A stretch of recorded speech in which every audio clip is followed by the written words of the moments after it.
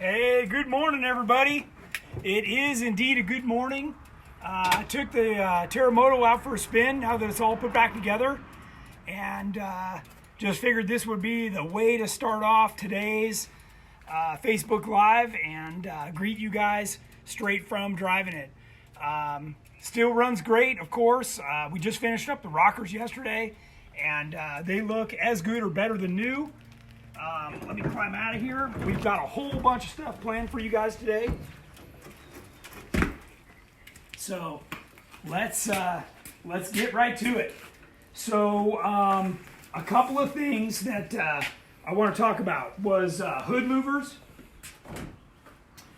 And we talked about them the other day, but here, now that I have them off, you can see how much air or light can go right through them, you know, so that lets a lot of heat out. And this is very similar to what I have on the Terremoto right now. This fiberglass hood came with these, but they would mount in that location and works really good. So if you haven't checked these out, of course we offer these in a couple different shapes. We offer a front one, and then we offer the whole hood louver as well.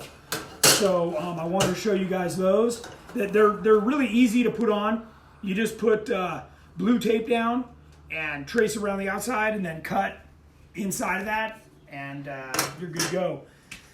So it's Wednesday morning, and I want to thank everybody for joining us. We've obviously finished up the Terremoto, and we're kind of moving on to the next phases of what I want to show you guys in terms of product and talk about Jeeps in general. As technical or not technical as you guys want to get. One of the most common questions we've had during this entire thing is, what have you got new that's available for TJ or LJ? So I brought some brand new stuff that we haven't even talked about. You guys have no idea it's even coming, and I think you're going to be stoked when you see it. So let's see. If you guys have any questions, I want you to type into the comment section, and Jamie will see those, and then he can ask me those questions. I hope everybody is staying home and safe and doing your part to minimize the impact of this pandemic. I know we have, and I'm happy to be here talking to you guys. Feel very fortunate that you guys are watching, and glad to do my part as well. So let's touch back on something else we've been talking about, which is limit straps. So I finally got one that's off the vehicle. This is that what I was talking about in terms of quad wrap. So you can see that there's 4 on there, and then there's a little sleeve inside that protects the nylon, allows it to pivot, but doesn't let it cut through the nylon. So this is a really nice, thick limit strap. These are only about $25, and we order them from several different suppliers, one of them being PRP, and these are special rated. They do stretch just a little. It's like anything on your vehicle. We're trying not to have a hard stop. We want a nice, smooth transition that as that axle unloads, that it's not, banging the end of the shock. So super important.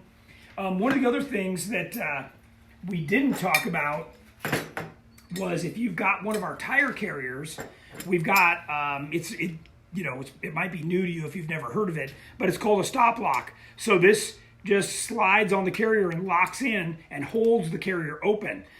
Pretty cool deal. It just clamps onto the tube of the tire carrier, and then this little pin can rotate and lock open so that it never grabs, or you just drop it down, and then it'll grab the next time that it passes by this and drops into position.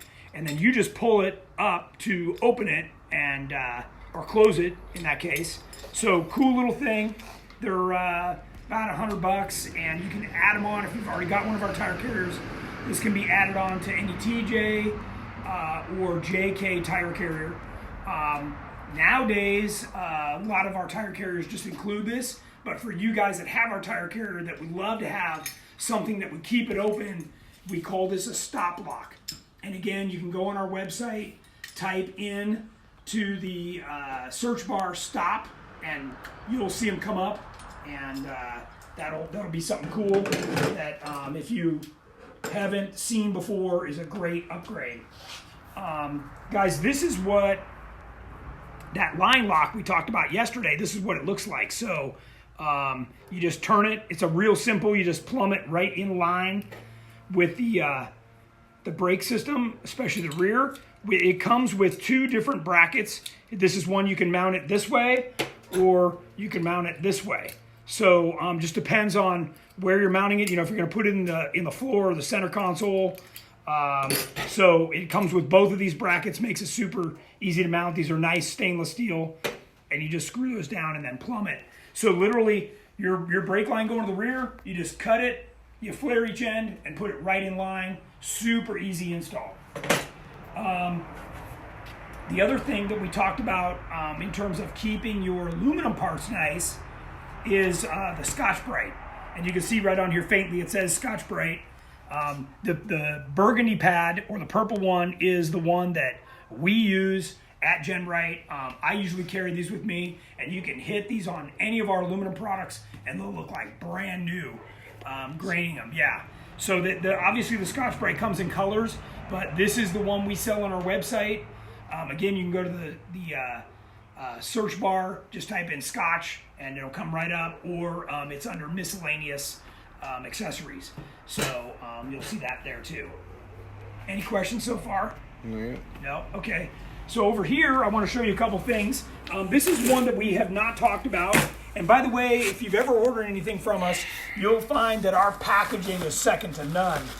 My guys do a great job, and they make sure that the parts will arrive to you without beating through the box.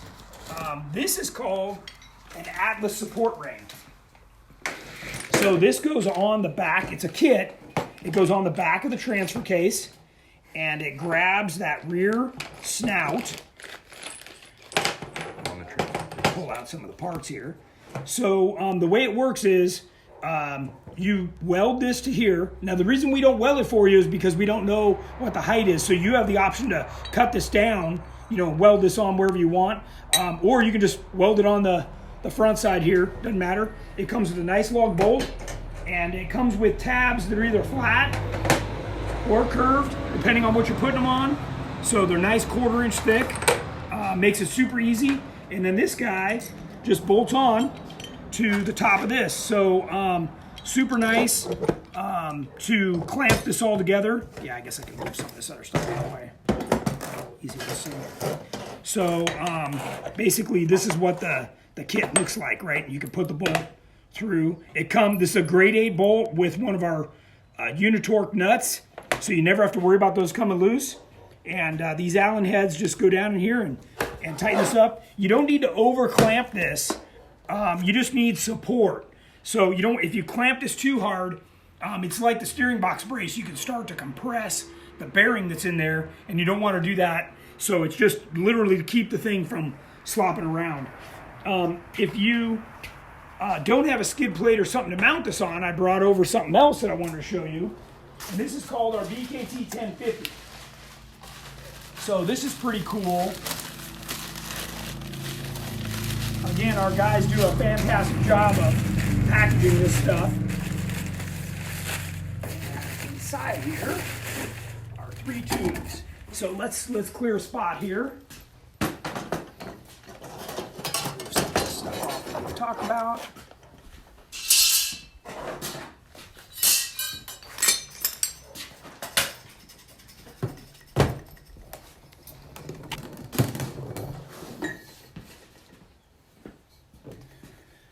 So if you've never seen this is really cool.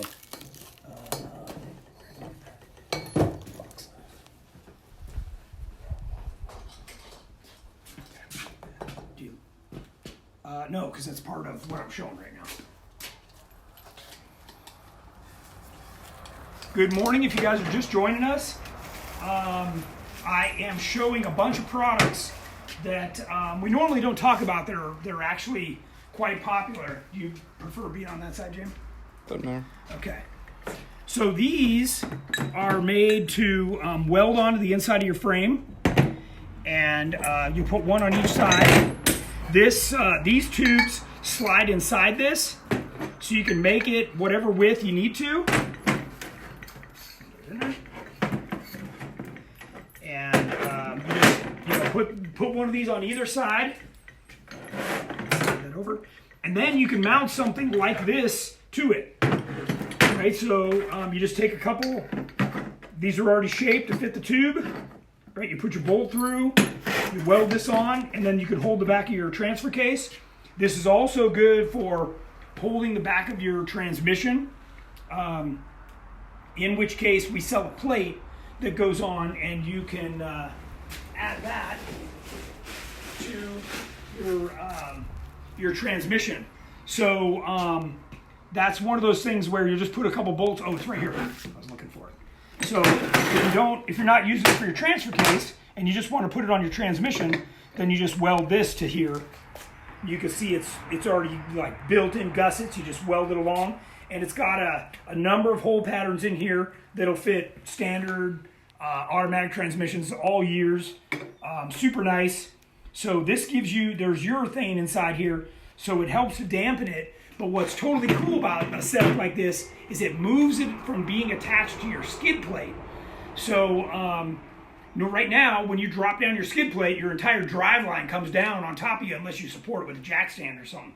So this will support the driveline and still give you access to take on and off that skid plate, so you can change the oil or check bolts or whatever you need to do.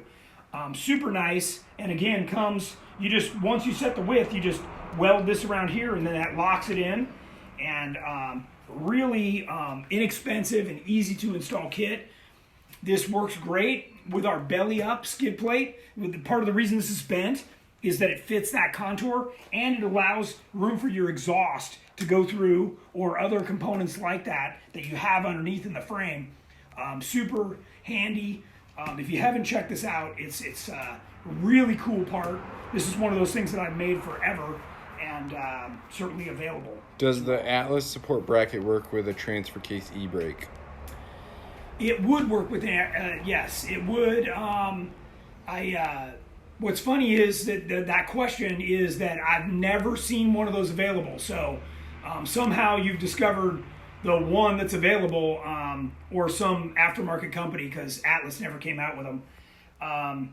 But yeah, it fits back on the nose of the transfer case. So, and again, you can mount this thing with the bushing on either side, or tucked up, or whatever you need to do. You could even rotate it and put it off to the side if you're running out of room, whatever you need to do. You could also even mount your brake to this thing. So again, it's a builder's kit, guys. You can cut it up, weld it sideways, upside down, whatever works for you. All I'm telling you is that the back of the transfer case should be supported.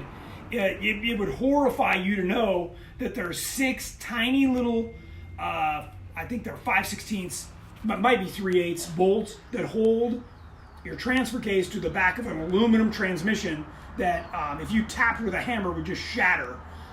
So that's what's happening, and it's a big part of the reason that when you're bouncing on something, everybody's like, no, don't do that, because that's all it takes is one good bounce and that whole driveline will just shatter. So that's where that's at. This is, we talked about this the other day. I didn't have one, so I went to the shop and got it. This is that Welting. So this is really cool, and I'll show you the profile. So it puts that little nice rubber bead, and this just tucks in behind your corner guards or your rockers, whatever you have. So you can just, slip this in and have that cool little bead hanging up at the top, which would be nice, or on your corner guards, whatever. But this is for the folks that really don't want there to be a gap or water to be able to get down in there. This stuff is called Welting, and it's available on our website as well. And super nice. It's kind of a polyurethane, rubber-looking stuff. It's heat and sun resistant, chemical resistant, so it'll hold up really well. Super nice product. So if you get it, if that's the kind of thing you're interested in, rather than using silicone behind your corner guards or rocker guards. That's a cool thing to check out. The next thing I want to show you is a brand new TJ product.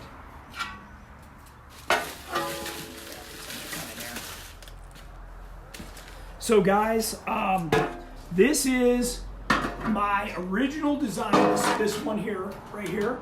And this shape wraps tight with the hood.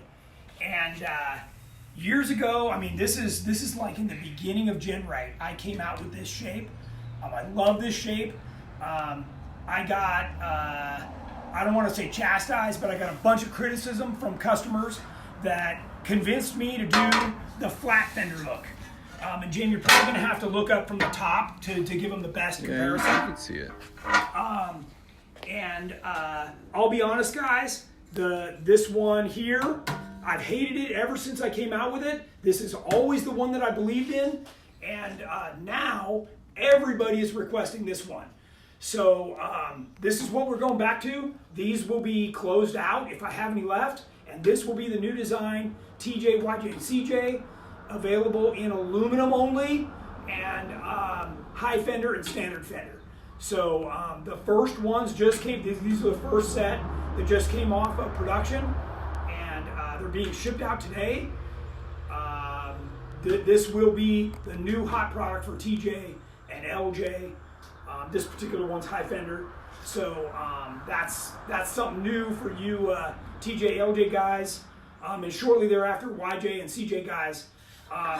So now that I've got this out here, I want to show you guys how well that burgundy Scotch-Brite works. So you can literally just, polish this right up, and it'll take any scratches, watermarks, like whatever you've got, it'll take it right out and give it that really nice satin finish on everything, right? You can just hit it all the way around if you scratch the tubes or whatever. So if you get a chance, pick up one of these Scotch-Brite pads, and they work really, really nice. Even on this stuff, you just go with the grain, and you can give it that really nice satin finish, that brushed aluminum finish, and make it a perfect. This is literally what our guys use in the production department, and it really makes everything look just super sharp. So if you've been looking for that, it's that burgundy Scotch-Brite pad. What other questions we got so far? See right now. Okay. The other question I had the other day was about the inner fenders. So I'm going to grab one, and we're going to walk over to the Terremoto. So the Terremoto obviously has our Elite suspension on it. This is designed for the factory suspension. So it's got the cutout for that. We make one for the Elite suspension as well. I didn't grab that one, but my point here is, this is how easy it is. So there's two holes right here already. You literally attach these brackets. There's a hole right there. You put one more there. You use this existing hole right back here, and you add one. So you use this existing hole, and you add one more right here. And that's all it takes to install one of these inner fenders. It's super easy. They come with the little grill and the hardware to do that, and they come with the mounting hardware as well that I just pointed out. Guys, it's a 10-minute job tops. Again, super easy, makes it look really clean. These are available in black powder coat or that brushed aluminum finish as well. So, do you make a seat mount for Simpson seats with that incorporates the slider? There are some mounts that are available. You'd have to call in and talk to Andrew. He's kind of our Simpson seat expert internally. So just call in and talk to him, and he'll be able to answer all your questions on that. That's all I got now. Okay. Was that, and be specific, guys. When you ask us questions, the more information you can tell us. This is a Jeep CJ, a Jeep JK, whatever. The range is too broad for me to try and answer some questions, so I do the best I can, but the more specific you can be with your questions, the better. And we're covering a lot of stuff this morning, so if you guys have more questions, man, be firing them away, okay? Windshield guards. What's that? Windshield guards? Windshield guards, yeah. Where'd they go? Trash. Trash. Okay, so the other thing I want to tell you guys is I don't have very many of these left, but these are our original version of the JK windshield guards. Actually, let me grab the other side. This is a really simple version. This is the new one that I've got on here, and this is the simple one. So they come like this. It requires you guys, if you don't care at all, you just paint them, leave them the way, or you can grind all this down and make it look, nice. But basically, this is what you get. They're and these are only $99. So we've got a limited number of these that we're blowing out, and they're already on the website. So just order them up if you're looking for something like that. You can weld tabs to them if you want for lights, A-pillar or light bar, whatever works for you. But the new ones obviously are more expensive, but they're super nice. They're almost invisible on there. So yeah, looks really cool. Comes with the stainless bolts and really nice. Let's see, what else do we have? Let's talk about power tank stuff. So we talked about actually right here is fine. We talked about a bunch of stuff to do with them. So Power Tank offers a whole bunch of stuff that's actually pretty darn cool. So first off, they offer these brackets. So you can screw this right down to the floor or into one of our cargo carriers or whatever. If you don't want to do that, they offer these brackets that go on underneath. They're already pre-drilled for it. And you can clamp them to one of your roll cage tubes, which is pretty darn handy. This mount is rubberized inside here and rubberized here. So it clamps on the tank, super handy. They offer the high quality air hose. And you can also get, some of their other gauges and fittings, which are really nice too. So this has got everything you need. This is pretty cool because you just clip it on. This is one of those clip-on kind of deals, and then it digitally tells you, everything you need to know going up or down, which is pretty darn cool. So that's a really nice feature. And then, if you get one of their bags, it's got pockets to store all this stuff in, which is pretty cool as well. Here's a bigger bag on this side. And this is, it's funny, it's like a midget golf bag, but we were joking about that in the shop. Really nice product. You don't have to take it out of the bag to use it. I'm just pulling it out so you guys can see it. This one's full. We just filled it up, and it's ready to rip. You've got your regulator on here and ready to plug in and start working. One of the things that we talked about the other day was that this is the kind of thing where you can hand it to somebody and go, here, go run your power tools, air up your tires, whatever it is. You don't have to pull your vehicle over to them, especially if you're stuck on a long trail where guys are spread out and you can't necessarily drive back because you have onboard air. This is one of those things that's available and super easy to use. So pretty nice. And you want this kind of a protector for the regulator. You don't want to bust that off. There's a lot of pressure inside there. So pretty cool.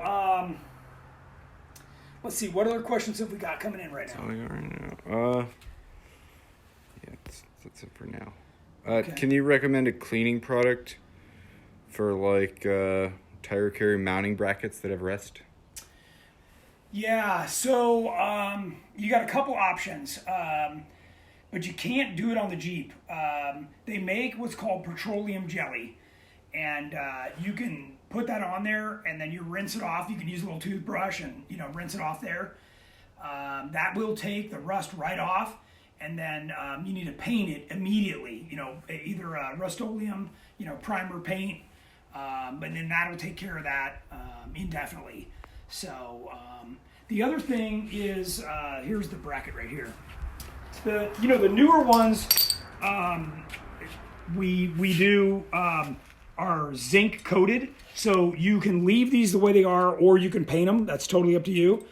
But if you're going to paint them, what I want you to do is take a file and hit these edges, or the paint won't stick. So that's an important part. And this little guy comes out of here. So if you are going to paint it or powder coat it, you want to remove this before you send it over to powder coat, okay? Or get the paint on it. It won't work anymore. So just keep that in mind, okay? How do you feel about monster valves? Can you move over that way? Yeah. Monster valves are okay, but I've heard, I've not used them myself, I've heard that people have trouble making them seal. So overnight, they'll come out and the tire will be flat. So I don't know if that's a problem on the installer's part or the operator, the guy who's using it. Again, I haven't used them myself, but... you do have to drill and tap another hole in the wheel. You do have to drill and tap another hole in the wheel. And so that requires either the tire to be off, or you're doing that, from the outside.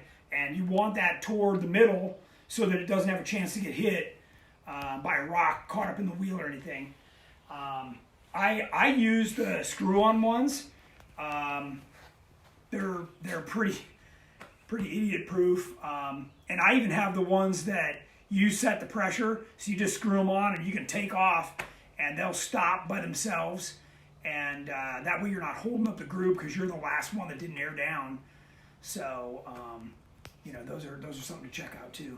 Any possibility of a CJ8 roll cage? Probably not.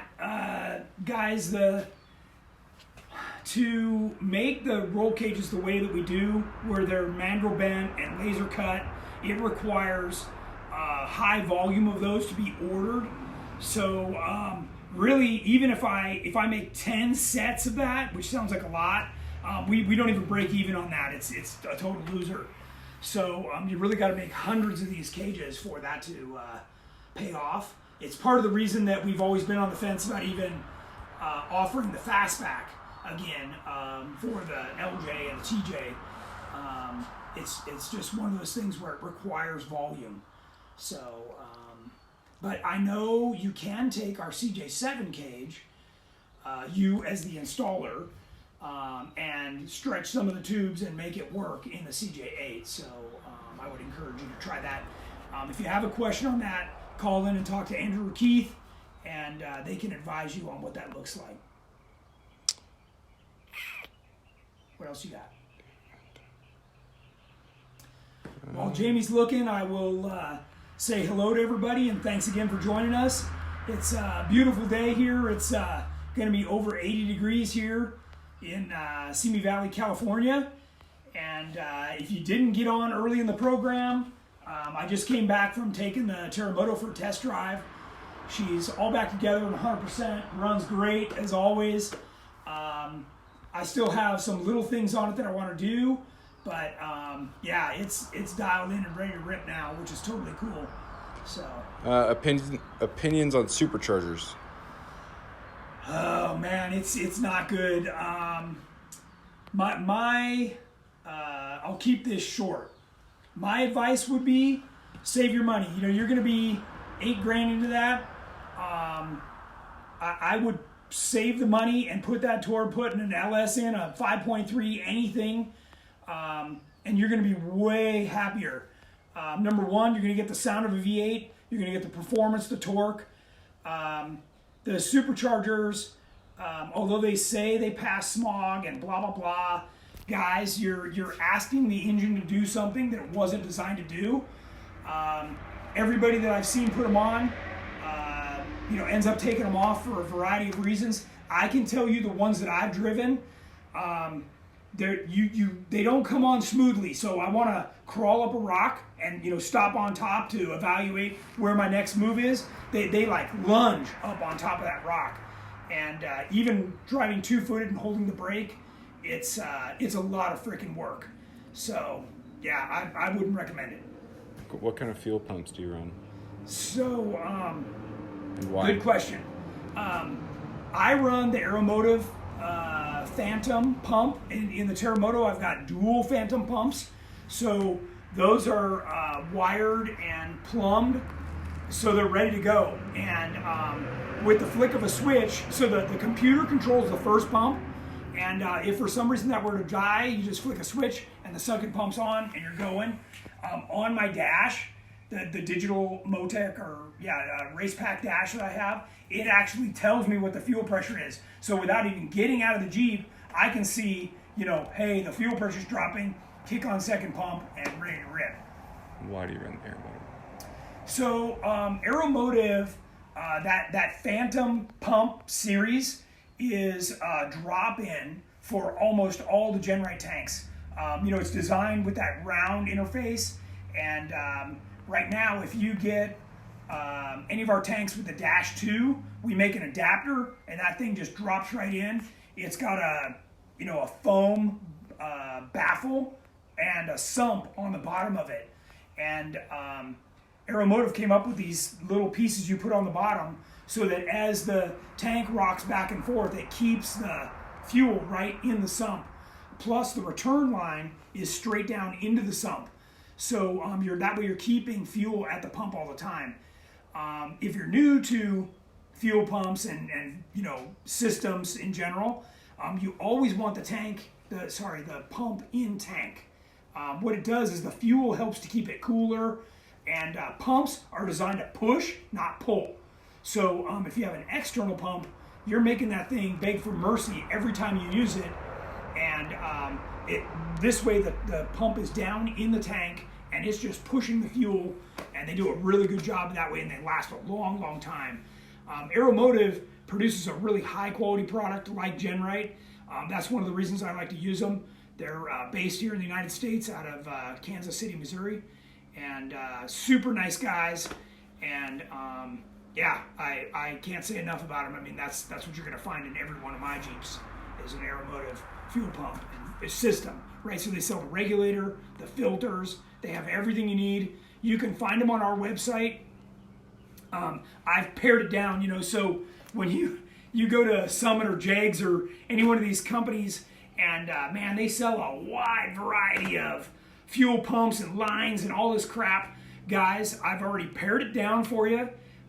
Everything you need in the right size, the right fittings, the right everything is on the GenRight website in the racing section. So if you just go there, you're going to be set, and you can even type Aeromotive in the search box. You can search by manufacturer, or you can just go to the race page. So good stuff. All right, quick, would like ETA on LJ/TJ aluminum dash, or if it's a possibility? That's a good question. It's something that we're actively working on. The next step is for us to test fit one, because we've got some of the, like I told you, some of the factory heater and air control modules that we're trying to interface with. So, guys, our plate is incredibly full, and having to work remotely like this isn't helping at all, I can tell you.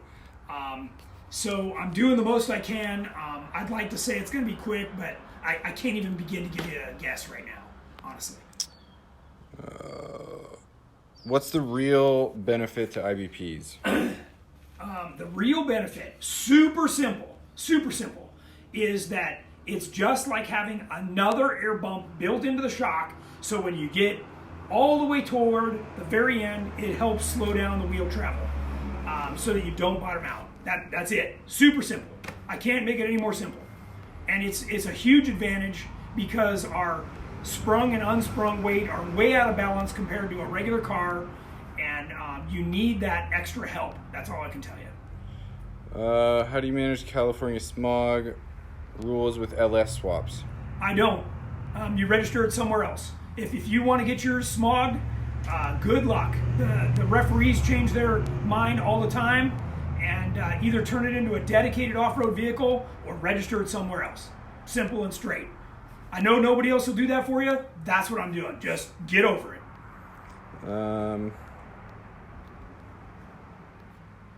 if an aluminum fender or something got bent, is there a way to straighten it? Can you use heat? I wouldn't heat it. I would just grab onto it and pull it, with a winch or something, a come along.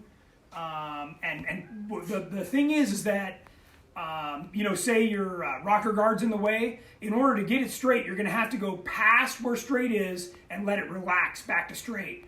So just keep that in mind. It's going to take a little bit of disassembly, if that's the case, to get it back straight. Otherwise, just call us and order one. Be done with it. So we are right now. Okay. How are we doing on time? I don't even know where we're at. No? Okay. Guys, if you have any other questions, please comment right now. Otherwise, we're going to wrap it up. We've got a lot of things on our plate today.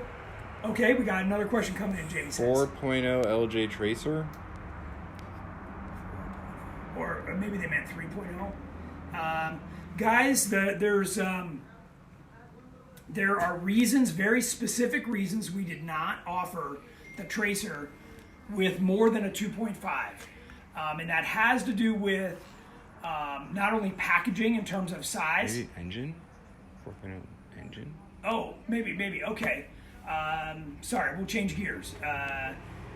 We think now the question is 4.0 liters, straight 6. I can tell you that we've got people ordering them. They're shipping. It's really simple. We just take out the LS mounting brackets, and you get a brand new transmission mount that goes in there. And those are available. We're doing the final sign off, and then we've got to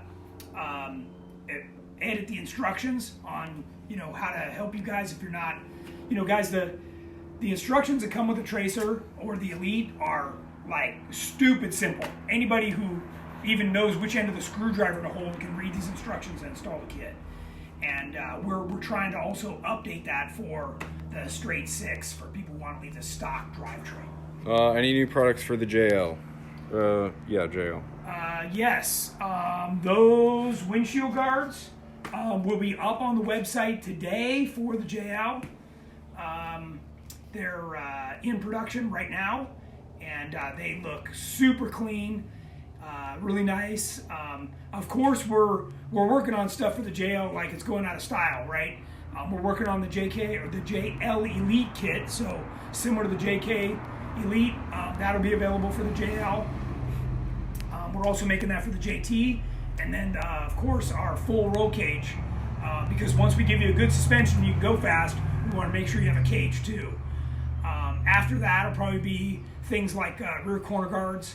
So just be patient, guys. Again, we're stuck at home and we're trying to do this stuff as fast as we can. My CAD guy is 30 minutes away and my fab guy is another 30 minutes the other direction. So it's very difficult for us to develop products right now.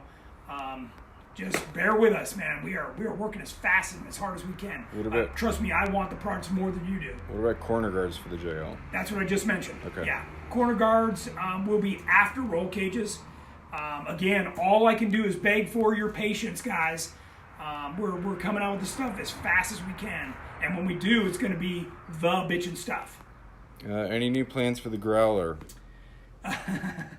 So the latest is, Jamie's behind the camera here. I'm gonna answer for him. He bought a throttle down customs frame. So it's a LJ frame that he's putting under the Growler. So he's going to install the Tracer kit on it and stretch the Growler to now be 115-inch wheelbase. I don't want to give away all the cool stuff, but we're going to document that whole build. It's going to be totally trick.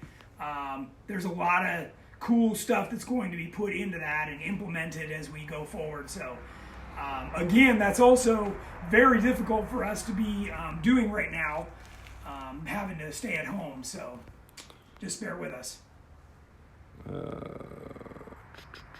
By the way, the Growler was slated to be done for Easter Deep Safari. So you can see how this whole thing screwed us up. So. We just had a question about how low the seats were in Terremoto, so maybe we could just show that real quick, like open the door and just show how low they are. Yeah. You're gonna have to come past me. Yeah. So you show this front bracket because you can see how low. I mean, it's really low. Pretty low. Yeah. It's just because the cross section on this seat is a lot taller than their other seats, the ones that are reclinable. So yeah, it's I made more of these brackets, so if you need them, let me know.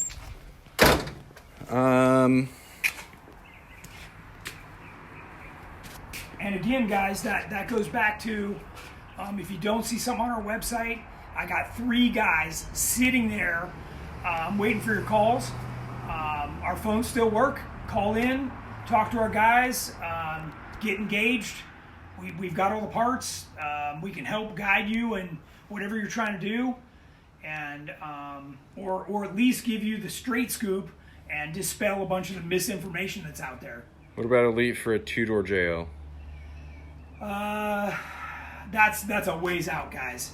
2-door JK and JL stuff is the demand, at least those people that are willing to pony up and give us their credit card right now, is non-existent. I can tell you that. So unless those people band together and make themselves known and call into my guys, I can't even tell you when that's going to happen. Anti-rock sway bars, do you run them? And if you were to only run one, which would it be, front or rear? Yes. So I run the new Rock Jock rear with their new chromoly arms. It's a very light rate, and it just adds a little bit of stability. And I only run that when I have the spare tire in there. Otherwise, you don't really need it. I only run the rear. So forget about the front. There's too much going on up here. Guys, the tire, when you turn, is all the way into here. So to try and fit a sway bar and stuff in there, you're just overcomplicating everything. It's just one of those things that forget about it. We're still shipping product out, right? We are still shipping. I got a couple guys that show up each day to get orders out that have been called in or placed on the website. So we're doing our best to still operate in these conditions, but we're trying to get it done for you so you guys can work on your stuff while you're stuck at home. Do you plan on selling the door bars you made for Terremoto? Available right now on the website and in stock. Yes. Under the race product. Under the race section, yes. Yep. Or call in. Yep. Which PRP seats are your favorite? I really liked the ones that we had in before, in terms of all-around use. They were reclinable. They were originally called the Rally Venture seat, but they changed the name. I'm sorry, I'm not familiar with all their different models, but it is their high-end reclinable seat. They don't call it a daily driver, they call it something else, but super nice seat. It's got a removable cushion, which I'm a big fan of because you can take it in the house, or you can have 2 different cushions for you and your wife or your kids or whatever, in different thicknesses. So something to think about. That's all we got. Wrap it up. The other thing, we got asked several times over the last few days about ORI shocks. I was thinking about why people are asking about those. Guys, the ORI shocks were originally designed for a buggy, an off-road trail queen buggy. Buggies are typically like 2,500 to 3,000 pounds. That is vastly different than your Jeep. Your Jeep is probably 5,000 or 6,000 pounds. So when you talk about an air shock and the pressure that's required just to get it to sit at ride height, typically you're talking about a double. The number would be the double in terms of pressure to hold your Jeep up. Now you're asking the seals to do a lot more work, and the likelihood of a failure is much higher. The other thing I'm going to say once again is if that was the hot setup, if it was the best, you'd see it on the Terremoto. And what do you see on the Terremoto? You see a coilover, an IBP coilover. And and that should go a long way, guys. I can run anything I want, anything, and what you see on here is the best of the best. So don't overlook that lightly. Again, you can see what's on here in great detail in our gallery section. Just click on that and go to the Terremoto, and you can see an exact parts list. Okay. Okay, it looks like that's it for all the questions. I want to thank everybody for tuning in today. Appreciate it. Again, if you have more questions, shoot them over to me or give them to my guys. You can PM us, DM us, whatever you are comfortable with, and we will include those in tomorrow's 10 o'clock Pacific Standard Time live feed. Thanks again, guys. Stay safe.